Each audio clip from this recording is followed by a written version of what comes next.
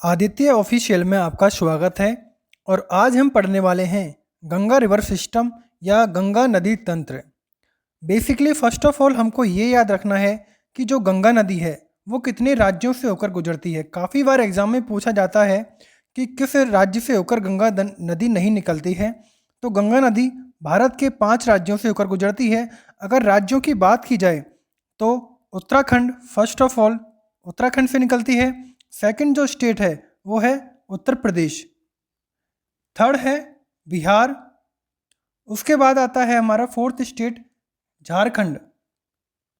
और जो fifth state है वो है पश्चिमी बंगाल। तो आपको ध्यान रखना है कि गंगा नदी 5 राज्यों से होकर गुजरती है। उत्तराखंड, उत्तर प्रदेश, बिहार, झारखंड और पश्चिमी बंगाल। अगर कंट्रीज की बात की जाए कि कौन से देशों से निकलती है तो आपको ध्यान रखना है भारत प्लस बांग्लादेश। ये बेसिक जानकारी है जो हमने आपको दी है। और इसकी लंबाई की बात कर लें, कितनी लंबाई है गंगा नदी की, तो 25 किलोमीटर। ध्यान रखना 25 किलोमीटर गंगा नदी की टोटल लेंथ है। ठीक है, आगे बढ़ते हैं हम कि गंगा नदी का उद्गम की बात कर ली जाए तो यह उत्तराखंड के हिमालय के गंगोत्री हिमनद के गौमुख स्थान से निकलती है। फर्स्ट ऑफ ऑल आपको इम्पोर्टेंट फैक्ट ये है कि जो गंगा नदी है वो गंगा नदी के नाम से नहीं निकलने के कारण यह भागीरथी और अलकनंदा जो नदी है उसका जो जहाँ पर संगम होता है वहाँ के पश्चात ही गंगा नदी के नाम से जानी जाती है।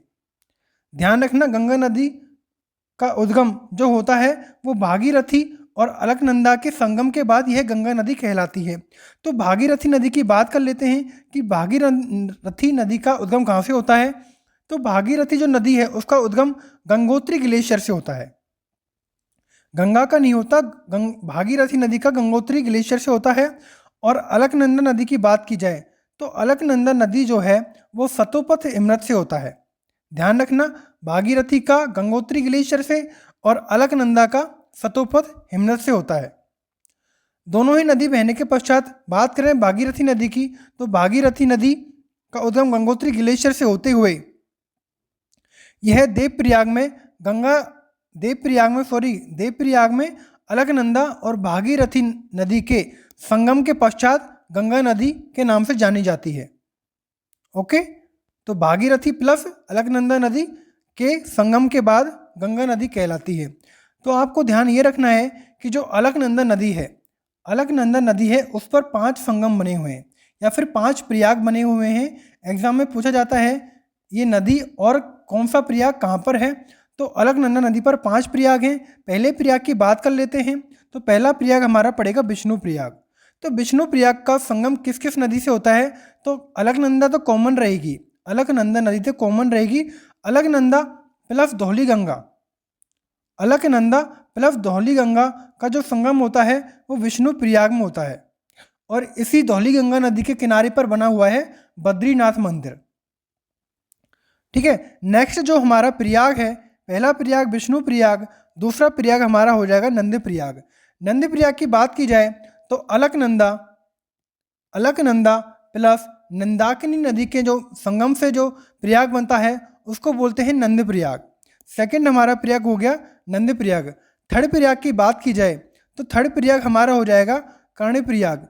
ये किस किस नदी का संगम है तो यह अलकनंदा और पिंडर नदी का जो संगम होता है वह कर्ण प्रयाग पे होता है। हमारा जो फोर्थ संगम है वो हो जाएगा रुद्रप्रयाग। रुद्रप्रयाग की बात की जाए तो अलकनंदा नदी प्लस मंदाकिनी नदी का जो संगम होता है वो रुद्रप्रयाग में होता है। और मंदाकिनी नदी के किनारे ही केदारनाथ मंदिर बना हुआ है। याद रखना पांचों प्रयाग एग्जाम में काफ़ी बार मिलान को दे देता है कि अलकनंदा नदी और 5 नदियाँ का संगम पूछ लेता है काफ़ी बार। और जो 5वां प्रयाग है वो भागीरथी और अलकनंदा नदी का होता है, जहाँ से मिलने के पश्चात गंगा नदी के नाम से जानी जाती है। तो हम 5 प्रयागों को एक बार दोबारा डिस्कस कर लेते हैं कि पहला प्रयाग है विष्णु प्रयाग, धौली गंगा प्लस अलकनंदा। दूसरा प्रयाग है नंदी प्रयाग जो कि अलकनंदा प्लस नंदाकिनी से बनता है। जो तीसरा प्रयाग है हमारा वो है कर्ण प्रयाग जो कि अलकनंदा प्लस पिंडर नदी से होता है। फोर्थ प्रयाग है अलकनंदा प्लस मंदाकिनी जो कि रुद्रप्रयाग है। और पांचवा प्रयाग हो जाएगा हमारा भागीरथी प्लस अलकनंदा जो कि देवप्रयाग में मिलती है। इसके पश्चात गंगा नदी का उद्गम होता है। गंगा नदी फर्स्ट ऑफ ऑल मैदानी प्रवेश में प्रवेश करती है, उसका जगह है हरिद्वार। काफ़ी बार एग्जाम में पूछा जाता है कि गंगा नदी मैदानी इलाकों में प्रवेश करने के बाद कहाँ पर मिलती है, कहाँ पर प्रवेश करती है, तो वो इलाका है हरिद्वार।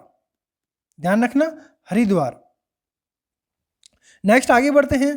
गंगा नदी हरिद्वार में प्रवेश करती है। मैदानी प्रवेशों में प्रवेश करने के पश्चात प्रयागराज में बहते हुए यमुना नदी जो कि इसकी सबसे लंबी सहायक नदी है, उसका मिलन होता है प्रयागराज में गंगा नदी से। और इसकी सहायक नदी की बात कर लेते हैं तो सहायक नदी देखी जाए तो इसकी लेफ्ट वाली, ये लेफ्ट साइड हो जाएगी। लेफ्ट साइड में कौन कौन सी नदियाँ आकर मिलती हैं इसमें? पहली है रामगंगा। आपको सीक्वेंस भी याद रखना है कि कौन कौन सी नदियाँ लेफ्ट से मिलती हैं। तो पहली नदी है रामगंगा नदी, सेकंड हमारी हो जाएगी गोमती नदी, थर्ड हो जाएगी घाघरा नदी, फोर्थ हो जाएगी गंडक, पांचवी बूढ़ी गंगा नदी, और छठी बात की जाए तो छठी हो जाएगी कोसी नदी, और सेवंथ है महानंदा नदी। तो ये लेफ्ट से आकर ट्रिब्यूटरीज हैं, इसकी जो भी सहायक नदियां हैं वो गंगा में आकर मिलती हैं। पहली है रामगंगा, सेकंड है गोमती, थर्ड है घाघरा, फोर्थ है गंडक, फिफ्थ है बूढ़ी गंगा, सिक्स्थ है कोसी, और सेवंथ है महानंदा। ये नदियां गंगा में आकर मिलती हैं। और राइट साइड से बात की जाए तो राइट साइड से हमारी सबसे लंबी जो नदी है सहायक नदी गंगा की, वो है यमुना नदी। यमुना नदी की बात की जाए तो यमुना नदी यमुनोत्री हिमानी से निकलती है। कहाँ से निकलती है? यमुनोत्री हिमानी से। और काफ़ी बार पूछा जाता है कि यह बंदरपूंछ के पश्चिमी ढाल से निकलती है। ऑप्शन में आपको काफ़ी बार देखा जाएगा कि बंदरपूंछ के पश्चिमी ढाल से निकलती है यमुनोत्री हिमानी से। तो ध्यान रखना, जो यमुना नदी है वो गंगा की सबसे लंबी सहायक नदी है। साथ साथ हम ये भी देख लेते हैं कि यमुना नदी की कौन कौन सी सहायक नदियां हैं। एक है चंबल, एक है बेतवा, एक है केन। तो हम बाद में डिस्कस करेंगे ब्रीफली कि चंबल नदी, बेतवा नदी और केन नदी यमुना की नदियां सॉरी। आगे बढ़ते हैं हम। यमुना नदी का संगम हो जाता है प्रयागराज में गंगा नदी के साथ। ठीक है, गंगा नदी आगे बहती हुई इसकी राइट साइड में एक और नदी है सोन नदी। ध्यान रखना, कौन सी नदी है? सोन नदी। सोन नदी। और इसके बाद आती है आगे बढ़ते हैं हम। गंगा नदी बहने के बाद फरक्का बैराज। तो ध्यान रखना, फरक्का बैराज कहाँ पर है? तो ये गंगा नदी पर बना हुआ है।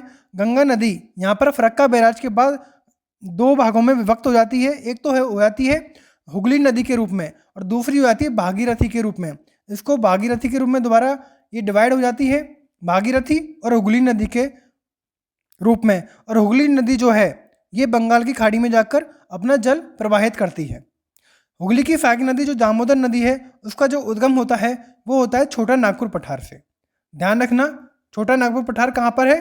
तो यह झारखंड राज्य में है। और हुगली नदी कोलकाता जो शहर है वो भी किस नदी किनारे है? वो भी हुगली नदी के किनारे है। आगे बढ़ते हैं हम। फरक्का बैराज कहाँ पर है? फरक्का बैराज पश्चिमी बंगाल में है। ध्यान रखना, फरक्का बैराज कहाँ पर है? पश्चिमी बंगाल में। ठीक है, ये भागीरथी के नाम से दो भागों में विभक्त होती है गंगा नदी, एक तो हुगली, एक भागीरथी। जब ये बांग्लादेश में प्रवेश करती है, जब यह नदी गंगा नदी जो होती है ये बांग्लादेश में जब प्रवेश करती है तो पद्मा के नाम से प्रवेश करती है। ध्यान रखना, इंपॉर्टेंट क्वेश्चन है। जब गंगा नदी बांग्लादेश में प्रवेश करती है तो पद्मा के नाम से प्रवेश करती है, पद्मा के नाम से प्रवेश करती है। और एक नदी जो ब्रह्मपुत्र नदी जो होती है, ब्रह्मपुत्र नदी के हम बाद में डिस्कस करेंगे। तो फर्स्ट ऑफ ऑल आपको याद रखना है, जो ब्रह्मपुत्र नदी है बांग्लादेश में किस नाम से जानी जाती है? जमुना के नाम से। ध्यान रखना, ये पश्चिमी बंगाल है। पश्चिमी बंगाल में ब्रह्मपुत्र नदी जमुना के नाम से जानी जाती है। जमुना नदी पद्मा नदी में मिलती है। और दोनों ही नदियां सम्मिलित रूप से कहाँ पर? चांदपुर जिला जो कि बांग्लादेश में है, वहाँ से मिलने के पश्चात यह मेघना के नाम से अपना जल प्रवाहित करती हैं, जो कि विश्व का सबसे सुंदरतम डेल्टा सुंदरवन डेल्टा जो बनाती हैं वो बनाती हैं। ये कौन सा है? सुंदरवन डेल्टा। ध्यान रखना कि जमुना नदी और पद्मा नदी मिलती हैं और दोनों ही जो नदी मिलती हैं वो है चांदपुर जिला बांग्लादेश में। और इन नदियों में जो यहाँ पर जो है बराक नदी की सहायक नदी, बराक नदी कहाँ है? मणिपुर में। तो बराक नदी की जो सहायक नदी है मेघना, मेघना के मिलने के पश्चात ये संयुक्त धारा मेघना ही कहलाती है और ये अपना जल प्रवाहित करती है बंगाल की खाड़ी में और सबसे सुंदरतम डेल्टा बनाती है। ठीक है, आगे बढ़ते हैं हम। ये हमारा हो गया दामोदर नदी, मेघना नदी। ठीक है, आगे बढ़ते हैं हम, इसकी बेसिक जानकारी देख लेते हैं कि गंगा नदी का जो उद्गम है वो भागीरथी प्लस अलकनंदा नदी के संगम के बाद होता है। अगर बात की जाए तो भारत और बांग्लादेश में टोटल जो लेंथ है इसकी वो है 25 किलोमीटर की दूरी तय करती है। भागीरथी नदी जो है